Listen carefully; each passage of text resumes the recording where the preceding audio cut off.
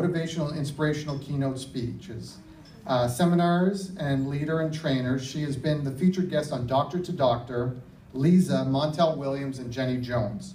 Dr. Joyce is a best-selling author, including her most recent book, Instant Energy, The 5 Keys to Essential Energy and Vitality.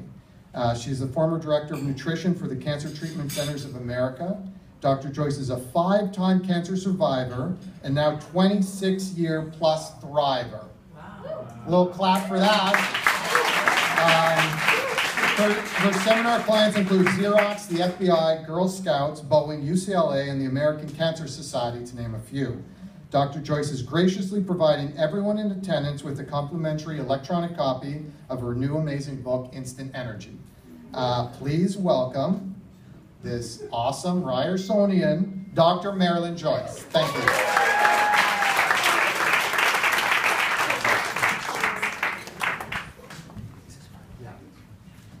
Wow, thank you. I'm wondering if I can take this off of here. Can I? Yeah. I don't like being behind that podium, you know, I like to be closer to everybody. That works, right?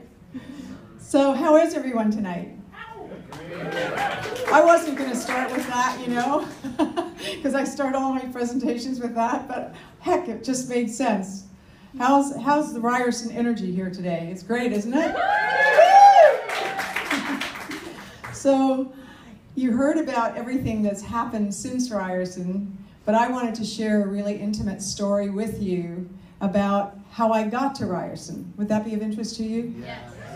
Yeah, so life is good now, but it wasn't always that way, because in 1965, I was a homeless runaway kid on the streets of Toronto, right around Ryerson, and living in old warehouses, digging food and whatever I could find out of the garbage cans to survive.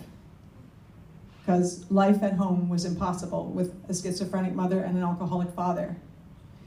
And life was a lot better on the streets than it was there, right?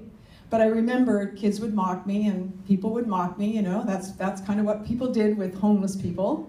And they would make fun of me and say I'd never make anything of my life. But I would watch those kids every day going into Ryerson. And I would say, one day, that's going to be me.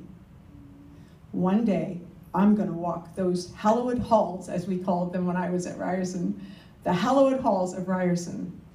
And that's what happened 13 years later. It did take a while to get there. Thank you. And you know there's no accidents, right? I mean, things happen the way they're supposed to. Because what happened was really, years had gone by and my vision had stopped. You know how you lose your vision? Anybody ever lose their vision? Yeah, my vision had gotten lost. I got married, I had adopted 2 kids, I was working for a podiatrist, and one day, and I was always giving nutrition advice. You know, I studied every book on nutrition that existed out there, and I was giving nutrition advice, and the podiatrist I was working for pulled me into his office and started screaming at the top of his lungs at me and said, "You will never talk about nutrition to my patients again. You have no qualifications and you are not entitled to do that." And he yelled so loud that everybody in the entire place heard it. It was very embarrassing. I ran out of that office that day, got in the bus. I was suicidal, I will admit, briefly, but I didn't do it. Instead, I found this book called Erroneous Zones, but I thought it said erogenous zones. So I picked it up and I was hiding it, and when I started reading it, it was nothing to do with what I thought it was going to be about. And I forgot to get off the bus. So I was on the bus for 5 hours while I read that book. And finally, it came to the end of the road, and the driver said to me, "Where do you live?" And I said, "Well, I'm at Finchon Pharmacy." He said, "Well, we're not even close to there. I will drive you home." And that night I talked to him about what had happened, and that man was an angel for me. And he said, "Well, what are you going to do?" And I said, "Well, I don't think anybody'd even accept me, you know, homeless kid who's trying to do good and, you know, all the rest of it. But I think I'm going to apply to the universities and see about getting in as a mature student."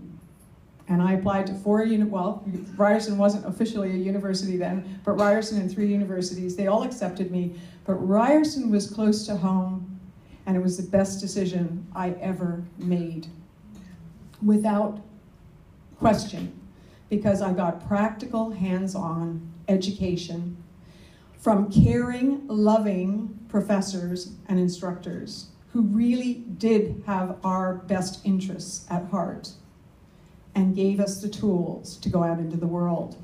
And everything that I have done since then has been a result of what I learned at Ryerson and about being committed to something bigger than myself. That's what I have to say for Ryerson. So you are in the right place. Thank you.